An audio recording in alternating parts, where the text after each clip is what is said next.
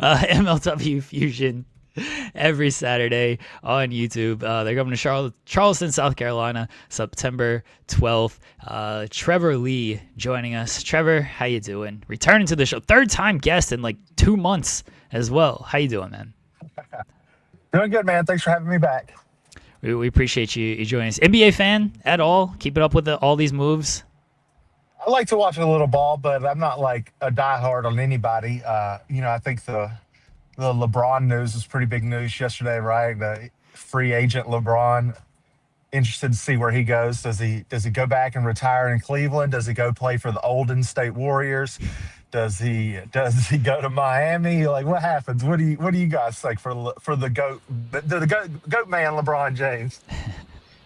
Yeah, we, I'm saying they're creating the unction at the Golden State Warriors, so he's gonna be a part of that team. I think Jeremy, you're saying Cleveland, right?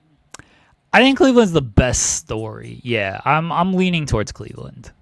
What Yeah, about it would you, be cool to Trevor? see him retire. It'd be cool to see him retire in Cleveland. I think it'd also be funny to see him in Golden State with just a starting five of all number 23s. I thought that would be pretty funny as well. But no, I think the story, right, definitely is better. But that would mean, though, that he'd be retiring. And I still don't want LeBron to retire anytime soon, right? Like, I don't care that he's played 30 years in the league. Like, let's go for 40. Who cares? It is crazy that he's been in the league. This will be his 24th season. Our thumbnail today is LeBron with his flip phone at the WWE event and everything. And like that was his rookie year. And it's like he's still in the league. Like he started when flip phones were a thing. And now, of Right. course, like phones are tablets and phones are our entire lives and everything. Like you were just playing Snake on that thing. It will feel weird in a world where like LeBron James does not play basketball anymore. Right. Right. Yeah. Hopefully that's not anytime soon though, because I mean, if he goes to another team, you got to expect it a couple more years, right? Because he said he would retire in Cleveland, right? Am I wrong in thinking that like he wants to retire in Cleveland? Yeah, I think he does. It could just be like a 1 day contract type of thing. So it's like, hey, look, True. but Yeah, this that's is true. also why I think he's going to Cleveland is I think that's where like his heart truly is. I agree. All right, Trevor. Let's get into some MLW here. The new Southern Crown champion will be crowned this Saturday on Fusion. I don't want to get yelled at for spoiling anything, so I'm just gonna let you take it away as far as the match and what fans can expect from this bunkhouse stampede. Yeah. So this Saturday, it's pretty crazy. Like you said, a bunkhouse stampede. I'm trying to think of the last time that there's been a bunkhouse stampede match on television. Um, and to my recollection, I'm not really thinking of anything in the past few years. It's chaos, right? Well, I don't even know what 12 people maybe in the match. I'm not even exactly sure how many total people are in this stampede.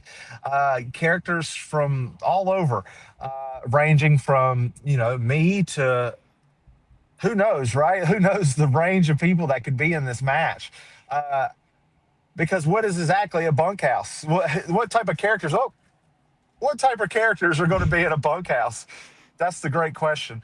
But it should be pretty exciting. Last week on MLW Fusion, the main event was me and Matt Riddle.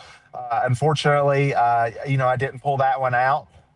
And that match, kind of had some implications for some higher things. So luckily, I was able to still be able to round it out into this bunkhouse match. So we still have an implication for a title this week on MLW. So it should be exciting. So you had recent loss, like you said, against Matt Riddle, recent loss against Austin Aries. Is this Southern Crown Championship matchup kind of a form of redemption for you to kind of rebound from your previous losses? Yeah, for sure. Like you don't want to start your tenure with the company 0-2, right? But uh, the fortunate thing is that we're a show that runs 52 weeks a year now, right? There's every week you're going to be able to expect us on YouTube now. So being 0-2 on a 52-week lineup isn't as bad as it it may seem. Does it suck at first? Yeah, it does suck being down Like you said, I lost to Austin Aries, but he's a former heavyweight champion in every company that he's ever been in. And then I lost to Matt Riddle, who had the most disgusting knockout in Ultimate Fighter history. If you've never seen that, go check that out. So like both are very real contenders. It's not like, I didn't lose to Doink the Clown. Hey, no Doink offense to slander Doink. here. Doink was a great talent, but it does suck. So giving this opportunity, a lot of times you don't get an opportunity to wrestle for a championship 0-2, but we have that opportunity, so we got to take advantage of that opportunity and hopefully kind of start to turn that winning record back around. Southern Crown Championship seems like it's kind of meant for you as well. Like, wait, is it my draw? Is it my accent? What is it? Well, I mean, look, we're both from North Carolina, so Okay. I can recognize the North Carolina in you. We've had the you look cookout like and the you could be my Bojangles. neighbor. Yeah, we've had the cookout and the Bojangles discussion and Yeah. everything. I don't know, like, how are you? Do you think you're the most Southern person in MLW? Well, I don't know. There's a guy named Beastman. He might be a little.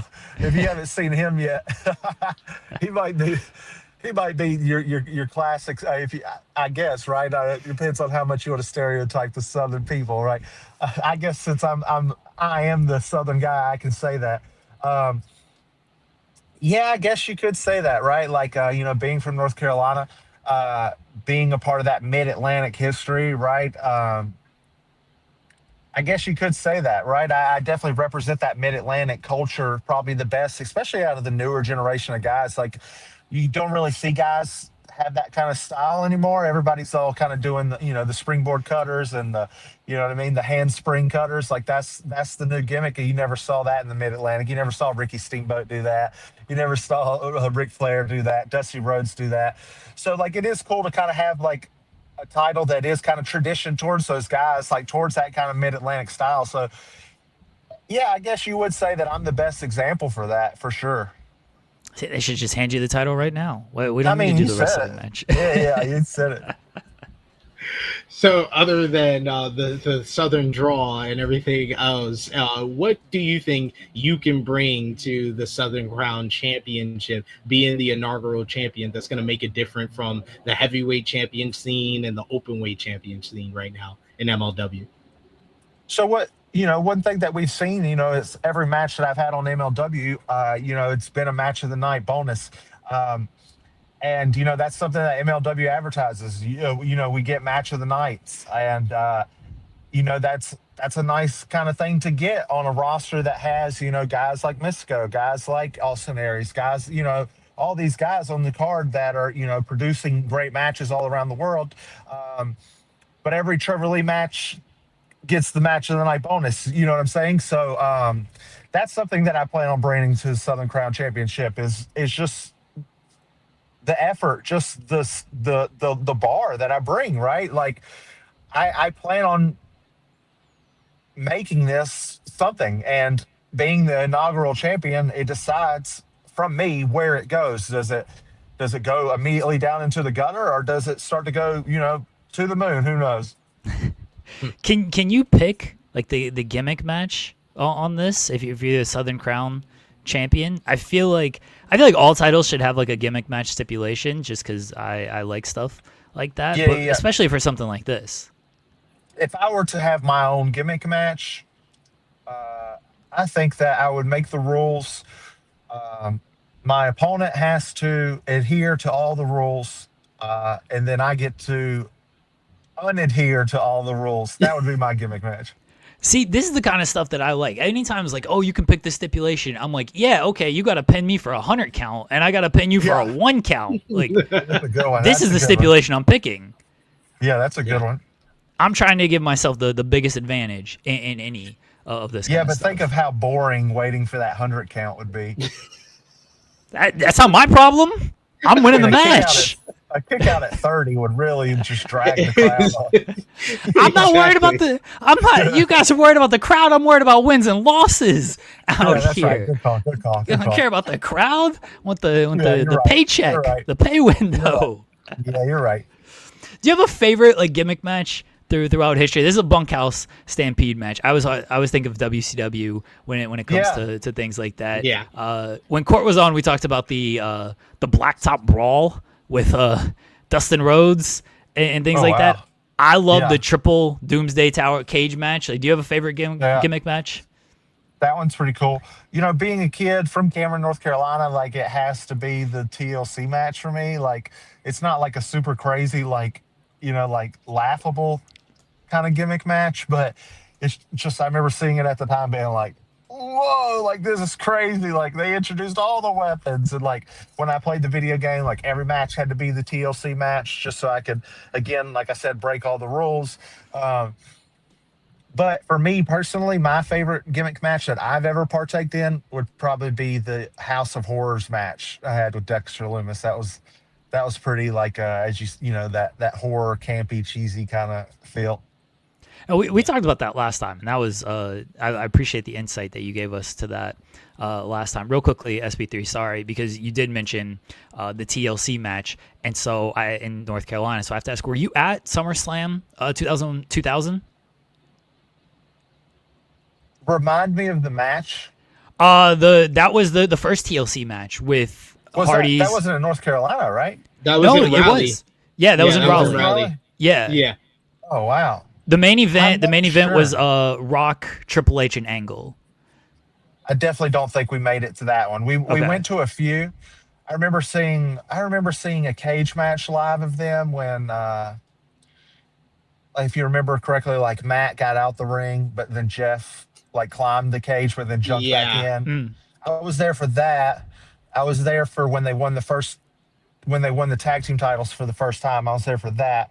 But I don't think we made that one. I think that SummerSlam would have probably been one we couldn't have got free tickets to just based off the main event. You said that was probably a sellout. So, you know, we were going to the shows that like we could get a couple extra free tickets to, and with that main event, that they had that place sold out. Let's be real. Yeah. For sure. Yeah. I was at that one, so I didn't know if you were able to make that one. Sorry, go ahead, SB3. I was going to ask you because we've had you on like a few times, but I don't think we've ever asked because Jeremy just asked you what's your favorite kind of gimmick match or stipulation match, but what's your all-time favorite wrestling match, or what's like your comfort wrestling match that you have watched the most?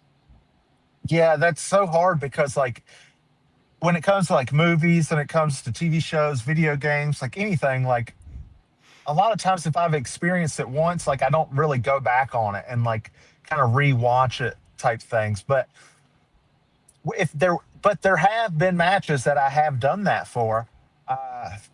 But like on the spot, it's just like so hard for me to be like, this is the match, just like my all time, like one of one. But like when it comes to like the guys that would have probably been in those matches, like it probably would have been in like an old school, like AJ Styles, like Ring of Honor match, or like a Bryan Danielson match like that. But like if we're talking straight mainstream matches, I would have went back and watched a few times, maybe Rock Austin, like WrestleMania 17, like Taker Shawn, WrestleMania, you know, like those like big classic matches. But I just have such a hard time of like going back and like really like rewatching. And I know that it helps to do that stuff. Like for instance, like I broke my jaw wrestling and I became a big fan of The Walking Dead at the time. And I would go back and watch those episodes like 5 times in a row. And I would catch something each time and be like, oh, wow, I didn't see this the last time. And I know that applies to wrestling matches. It's just, I just don't do it. I think... Oh, there we go. So I'm it froze terrible for with a this second. question is basically what I'm getting at. Oh, sorry. No worry. It froze for a second. I didn't know kind of what happened, but it seems like you're good now. You mentioned video games. Do you have? I don't want to say favorite video game, but do you have maybe favorite genre of video games or some good video game memories? So yeah, I have a wide range of games that I play currently. Currently, I'm playing League of Legends, you know, really nerding it out, you know, really sweating. You know, I'm only like 15 years late to the game, so I mean, I'm just getting destroyed on it. But Right now is such a tough time for video games because like the only things that are really coming out are like your repeats every year, right? Like your Call of Duties, your Maddens, like you're going to get those every year. Your NBAs, like so, like it sometimes like you'll get a range that's you know what I mean, like fun enough to want to play again, but then they only last a couple weeks. I think we're all in anticipation for Grand Theft Auto 6. Um, Me personally, I've also uh, I've worked on a lot of the WWE 2K games, doing motion capture work for those games.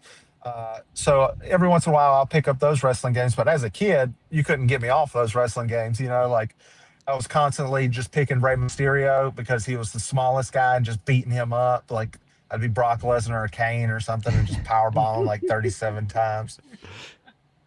So yeah, that's kind of how my video game looks. I do have a follow up to that on since you mentioned the motion capture, and I just kind of want more insight on that because I think it's really cool to do something like that. So, sort of what was the stuff that you did and created, whether it moves, entrances, and if it was like type an entrance or a move, like how much did you like watch how it got done to make sure you performed it in the way that was going to live up to it when it translated to the video game? Right. So yeah. So the first time I worked for the video game was I want to say it was 2K, possibly 2K18. I think was the first game that I did for them. And they originally brought me in to add a couple of my moves. This was before I was in WWE at the time. A collision course, the flip across body. Am I freezing a lot for you guys or no? Am I The good? audio's fine. Yeah, the video choppy a little bit, but as long as we got the audio, we're Hold on. okay. Let me.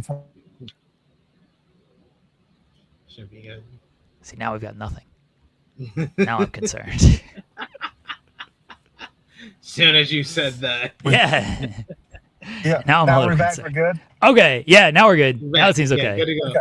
Okay. All right. Yeah. So originally, yeah, they brought me in to do a couple of my moves. The collision course, the like reverse crossbody with the flip, and then the cave in, the stomp. Originally, they brought me in to do those moves, and then I just kind of like weaseled my way into kind of doing every game since, except for when I was in WWE. So I've done a lot of different moves for the game. I've done like moves for RVD. I've done moves for like Aleister Black. I've done some of the bigger guys stuff. Like I've done a lot of different things. So it's really cool just to kind of see like those clips come up and see those moves being done and knowing like, oh, I did those. There's a couple entrances as well.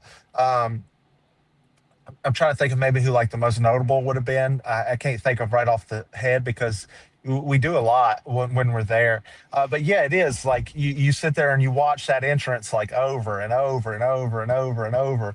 And so you can get every single one of those little mannerisms right, because if you don't, someone's going to be on X and be like, "This sucked. This was terrible. What do you mean? This isn't how she does this at all, or this isn't it." So like, and like we're talking about that while that's going on, like we're making fun of all that in the process because we want it to be good for you, the guys. Like we want it to be as best as you can, but at the same time, we're also dealing with like numbers and coding and graphics and all that, right? So like a lot of that stuff does kind of fall off in that process. So like it's fun to try to like work with those guys as well, because I see it as a wrestling fan as well, right? Like I know what the community's talking about and what they want. So like I'm there as well, trying to be like, hey, maybe we should get this into the game. Maybe we should try to do this. So it's a lot of fun. I love working with those guys at 2K. They're great people. All right, so yeah, we're gonna finish things up very shortly here, but let everybody know like why should they watch MLW Fusion? Because I feel like you guys have one of the more exciting products out right now, and it's been really catching momentum since Fusion came back. But let the people out there know like what should they look forward to seeing on Fusion this week and then the weeks to come. Yeah, so this week particular, we have the Southern Heritage Bunkhouse Championship inaugural match. So there's going to be a lot going on in that match, but just in general, every week, MLW has a lot to offer.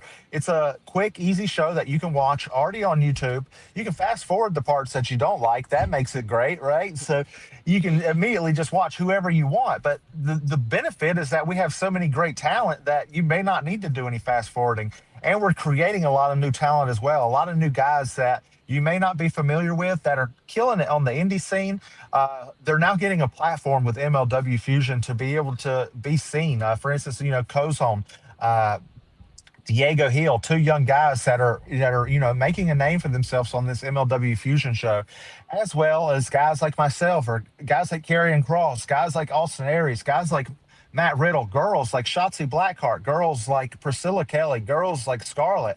Like we have guys and girls that are excited and are willing to want to show you something, and all you got to do is just log into YouTube or veep.com, or I believe you said New Japan. I'm not good at that plug, but I need to get that one right because I'd love to work there. The MLW is a great time. Just check us out. It's free on YouTube. Like, what's the worst that could happen? Since you mentioned you'd love to work with New Japan, I do have to ask real quickly, any names that you'd have your eyes on in New Japan, or potential, G1. I don't know if you're Super Junior weight at this point, but not to out your weight or anything. Hey, no problem. That's a good problem to have. I think I could weasel into the Super Junior, but I'd also love to work into the G1. Just kind of any one of those guys, right? Because it's a first-time matchup for me. I think I'm around like 1,000 matches, and every single one of those guys would be a first-time matchup for me. So, like, the appeal to that is just, kind of huge. Also, I've never worked in Japan, and I feel like my style would translate well in Japan. So just that kind of opportunity to be able to cut it up with any of those guys, from the young boys to the top guys, like, I think that we would be able to do some good stuff, and hopefully something that can happen, and I look forward to.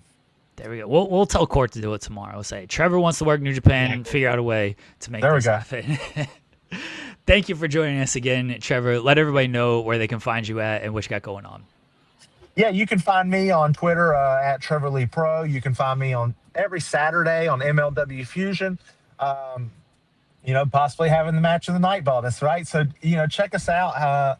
Feel free to reach out to me. Let's see what we can do. Let's talk, and let's have fun. Let's be safe, and let's keep doing it. We appreciate it, Trevor. Thank you again for joining us. I assume we'll see you in like 3 weeks from now. Thank you, Trevor. Yeah, he'll just be back. Thank you, Trevor. Thanks, guys. Enjoy the rest of your day. Thanks, man. Appreciate it.